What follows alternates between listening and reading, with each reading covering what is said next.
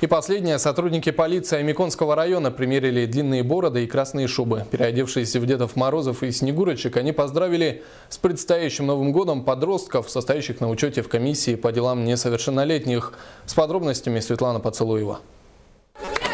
Целый отряд Дед Морозов и Снегурочек, равняя шаг, вошли в новогодний зал и, отдав рапорт полковнику полиции, застыли в строю. 4 Снегурочки, 4 Деда Мороза. Они все сотрудники полиции, чтобы вы знали. Дело в том, что тут ситуация такая, я немножко объясню. Кроме вас, у нас много детей в других поселках. Это Памторе, Тюрюте, Артыки. Они сейчас на машине сядут и со своими подарками поедут в эти поселки раздавать подарки другим детям. На учете в инспекции по делам несовершеннолетних состоят 17 уснерских подростков. И сегодня все они стали участниками новогоднего представления, подготовленного в рамках республиканской акции «Волшебство придет». Эти дети некоторые вообще подарков не видят, да?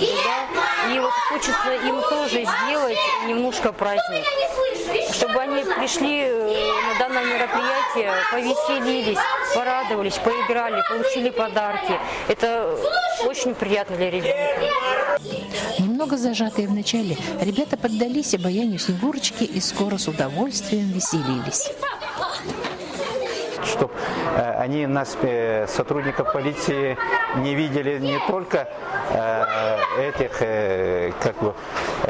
карательный орган, да, сотрудников как карательного органа, а чтобы видели, что сотрудники полиции тоже добрые, такие же люди, которые отцы, некоторые матери.